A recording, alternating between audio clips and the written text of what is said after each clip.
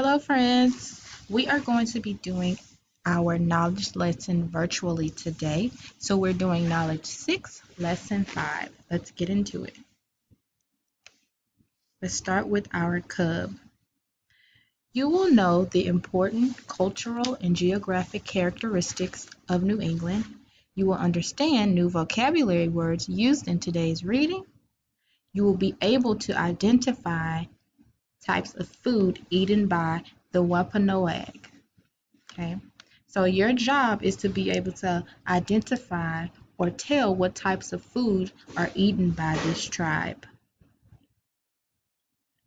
Vocabulary. Bay. Bay is an area of the sea that is enclosed by a deep curve in the coastline.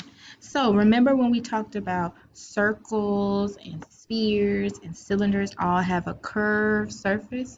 Well, a bay has a curved edge, if you notice, okay? And it's enclosed by the coastline. And remember, the coast is, remember when we talked about the beach and there's the sand and then the water, and the coast is where we stand on the sand where the water meets.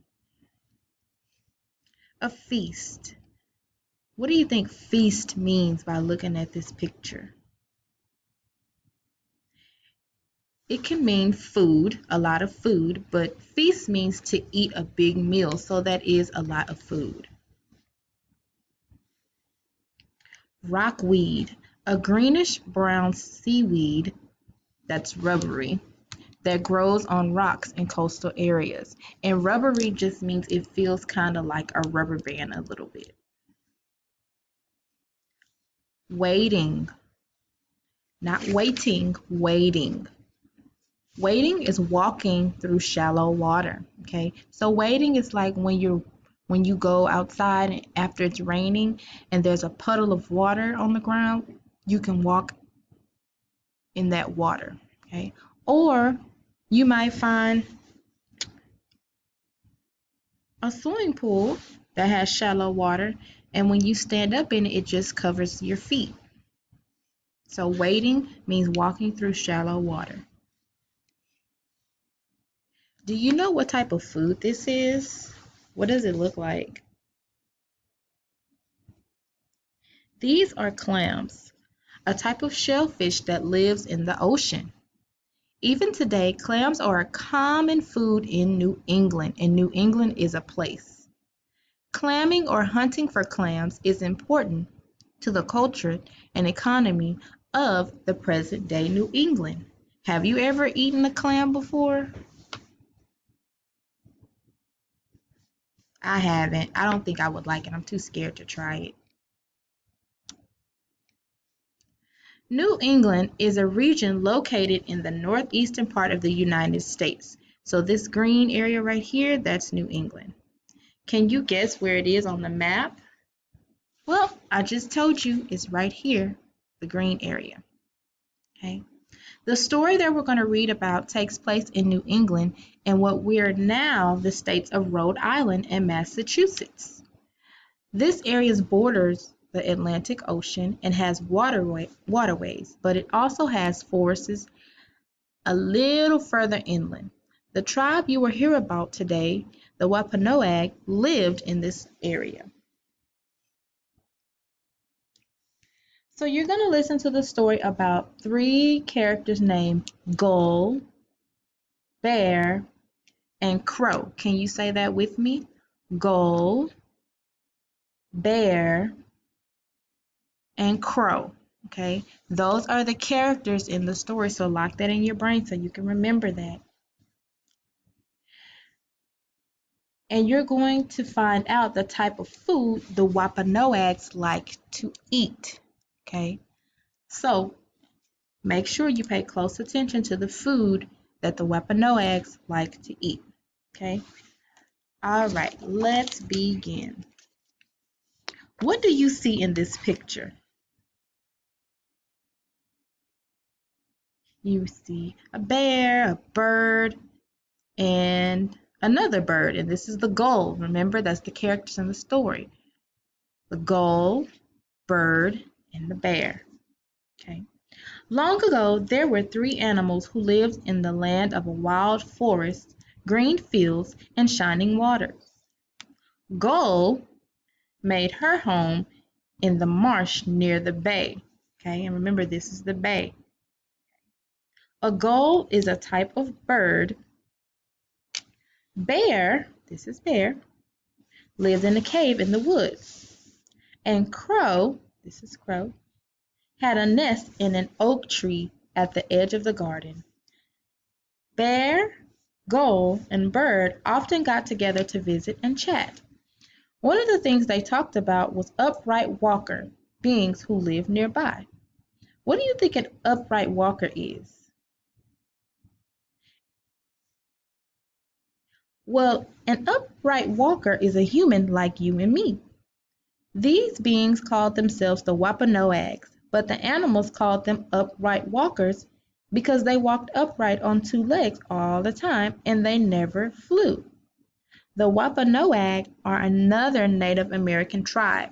And remember when we talked about tribes, tribes are people who share the same customs and laws or rules, and they're kind of like a family.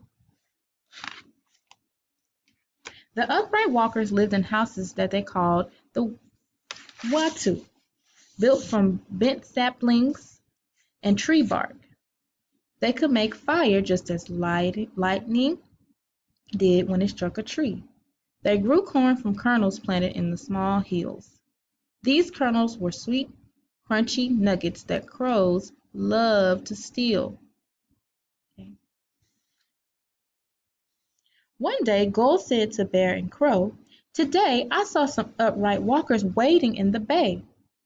In this sentence, the word saw means the gull used his eyes and his sense of vision.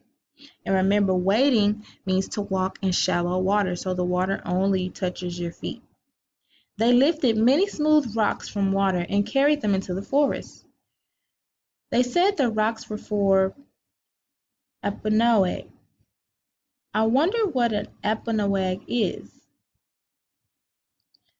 Crow thought hard for a minute. An Apanoag must be an animal, he said. An animal that eats rocks. "Can there be an animal bigger than I am?" said Bear. "I want to see this animal tomorrow. I will go and spy on the Apanoag." Do you think the crow and the bear are right? Is an Apanoag an animal? Let's see and find out. The next day, Bear found the pile of stones he hid behind the trees and waited. Before long, the upright walkers came. They dug a very shallow hole in the ground. Then they carefully laid the rocks into it and went away. Bear waited and waited, but the Apanoag did not come to eat the rocks. Tired of waiting, Bear went to tell Gull and Crow what happened. The upright walkers dug a hole and filled it with rocks, but the Apanoag didn't come.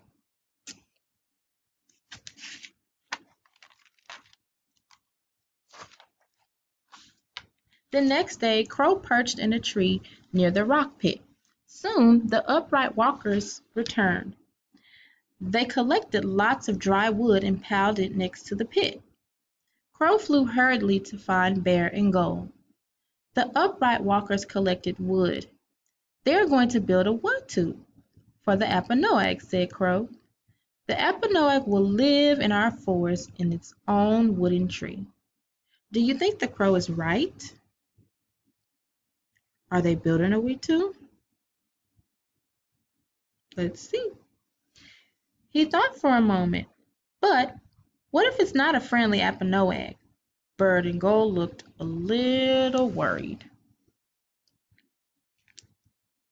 The next morning at sunrise, as Gull was winging over the bay, she saw the upright walker man and boy on the beach. There was a girl with them too.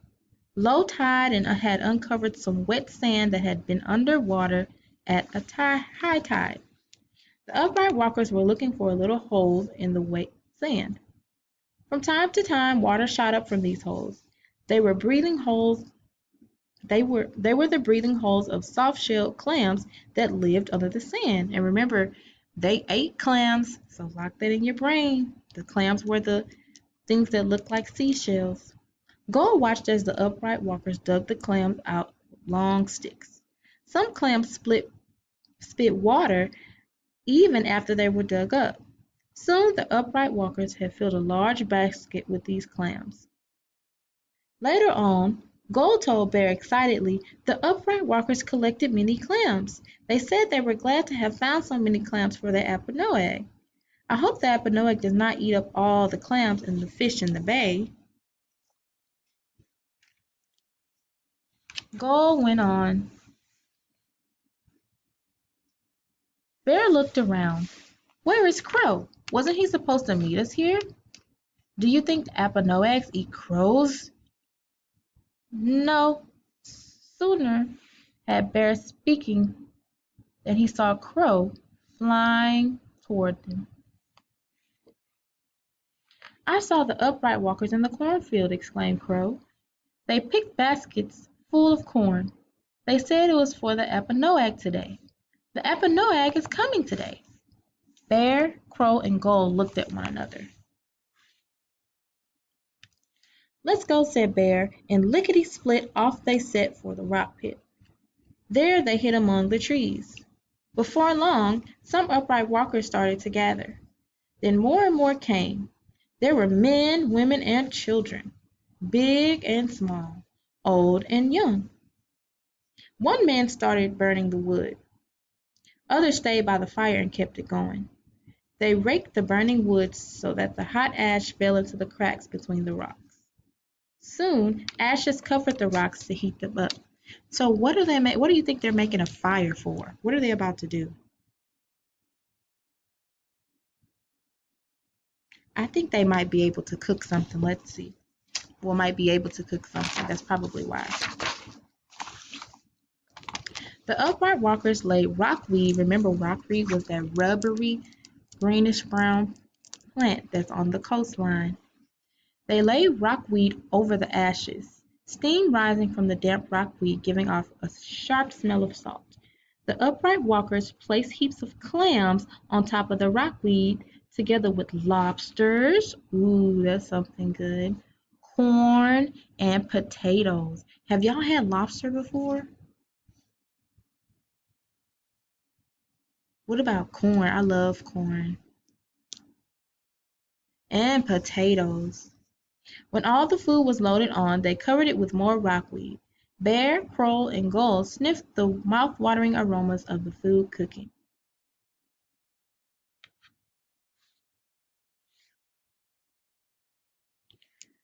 The upright walkers joined hands in a circle and stood in silence. Then, as a flute and drum sounded, the upright walkers began to dance.